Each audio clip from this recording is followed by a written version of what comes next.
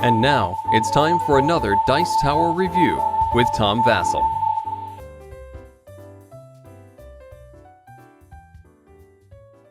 Dominion was one of my favorite games from last year. Just tremendously fun, entertaining card game. And so it was with great pleasure that I got the new expansion, Dominion Intrigue. Now, for those of you who don't know much about Dominion, I recommend that you watch my original review. I'm not going to explain how to play it again, but suffice it to say that Dominion Intrigue, you can actually buy this without ever having bought the original version of Dominion. And there's a couple reasons for that. It's a full game in its own right, but it now allows you to play up to 5 or 6 players. I guess you can go all the way up to 8. I played it with more than 4. 6 really slows the game down. 5 is tolerable. It's not bad. I enjoy playing with 5, but it's still best with 2, 3, and 4. But there are enough gold cards in here and curse cards in here that allow you to add to the deck. What is the difference between Dominion Intrigue and regular Dominion? Let's take a look at it. If you look inside the box of Dominion Intrigue, you'll see the same slots for cards as the previous version of Dominion, but they even did better by putting a little slot thing that tells you which cards go in which slot, which is nice, and I guess they did it in the later version of the original Dominion, but still, that's all nice. But as you can see, I don't have any cards in this because I don't really use it. Instead, I still keep everything in one box and keep everything in plastic bags. First thing that I would notice when it comes to Dominion Intrigue is it adds a lot of choices to Dominion. First of all, including the 2 special cards you can get somewhere else, there's now 52 different decks to choose from. It's really great fun. There's always going to be tons of variety. I'm sure some mathematician will figure out how many different combinations you can have, but it's gigantic.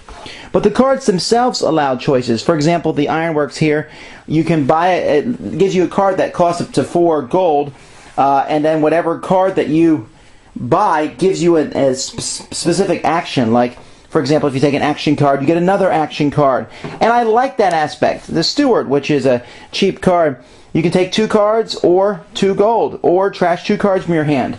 Not a very powerful card in its own right, except for the fact that it offers you choices. Even the Baron, who gives you an extra buy, and if you want to, you can discard an estate card from your hand, and when you do that, you get an extra $4. The Baron is a very powerful card if used correctly.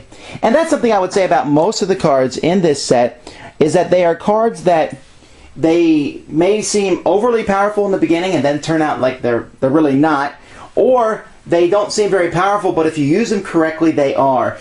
Intrigue has a much more maybe fine feel to the game. Coppersmith, for example. Copper produces an extra coin this turn.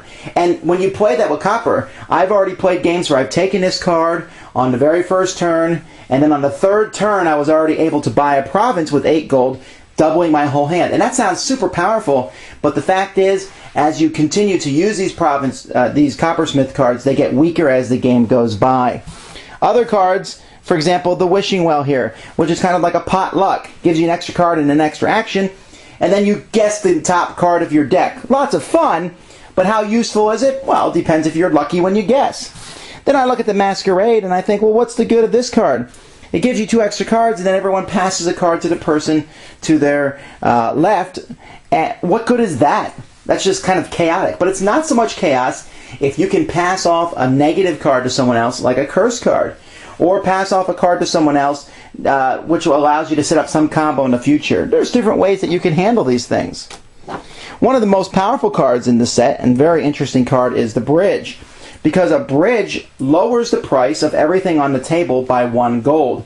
You get a bridge and 7 gold, suddenly you can buy that province. And so that adds a lot to the game in and of itself. And there's many different cards along the same line. The Shantytown, the Mining Village, Upgrades, Conspirators, Courtyard, Tribute, Trading Post, Scout. All of these cards are cards that I enjoy quite a bit, and they all have their different uses.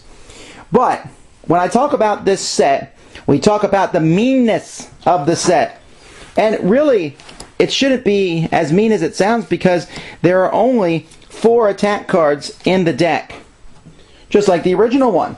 And after playing for a while, the original cards are probably just as mean as these, but when you play for the first time, I highly recommend not using new cards because these new ones are just wicked. The Torture gives you 3 cards, and then everyone else either has to discard 2 cards or take a curse card. And this set comes with plenty of extra curse cards. The Minion gives you an action that you can use, one of them being discarding your hand and drawing 4 more cards, but everyone else having to do the same thing. The Swindler, probably, I don't know if it's the most hated card in the game, but it's certainly in the top 2. Everyone else draws the top card of their pile. So they take their pile, they draw the top card. Let's say they draw the black market here. They look at the cost, it's 3. They must trash that card from their deck, and then you give them something that costs 3. That doesn't seem too bad. You trash the black market, give me a silver coin, or trash a silver coin, give me a black market, whatever you want to do. But what really makes it annoying is when you trash someone's copper, and if you notice, a curse card here has a 0 in the corner, and you give them a curse. So taking a good card out of their deck and putting a curse in their deck, or just generally messing up their plans. The other card that's in the vying for the most hated card of the game is the Swindler, or I'm sorry, that we just talked about the Swindler, the Saboteur. Everyone else reveals cards from their deck until they find one that costs 3 or more. So I'd flip for my deck, and let's say the first card I found was the Thief, which costs 4. I would have to trash that card, and then this one, the person who lost the card gets to pick the card that takes its place, but it has to cost 2 or less. So I get rid of that 4 cost card. Now I can only take a card that costs up to 2.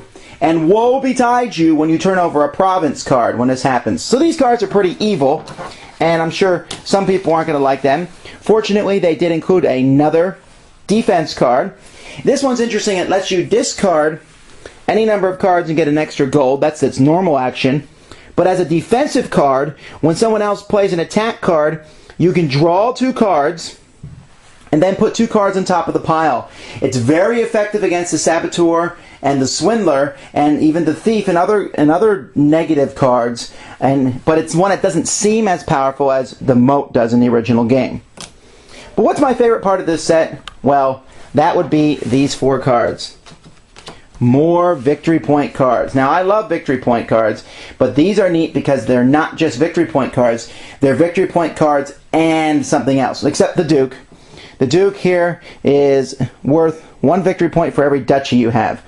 So if you get a right combination of Dukes and Duchies, you can massively destroy your opponents. But the Harem is neat because the Harem is not only 2 victory points, but it's 2 treasure. So it costs 6, the same as a gold, which is 3 treasure. Do I take this, or do I take the gold? Tough choice. Or the Noble, who gives you 3 cards and 2 actions, or 2 actions. Again, another card with a choice, but he's also worth 2 victory points. And the Great Hall, which just gives you 1 extra card and 1 extra action, but it's still worth a victory point. These cards are cards that you're going to find in your deck quite a bit of the time. Obviously, I love Dominion, and if you love Dominion, I can't see how you would not like Dominion Intrigue. If you're thinking about getting into the game, Dominion Intrigue seems to be much more interactive than Dominion. I wonder if that's just a perception, but it certainly feels that way. It's certainly slightly more complicated, although whenever I teach new players, I've gotten tired of using the same 10 new player set from the original game, so I've actually put in a few of the cards from this deck. The Torturer, for example, I usually stick in the game instead of the Militia. It's just a nice change of pace for players to deal with. I love the variety, and I really like these dual-use cards, especially the Victory Point / Money or Victory Point / Action cards. That's a neat addition to the game. This is great. Some people have complained that it's a whole game and it's right, but I like the fact that you can play with 5 and 6 if you want, and there's extra cards. It's just good all around. But while you're watching this video, you knew you were going to buy it anyway. Thanks for joining us today. For more written, audio, and video reviews, as well as the #1 board game podcast, check out the website at www.thedicetower.com. Until then, this is Eric Summerer, and you've been watching The Dice Tower.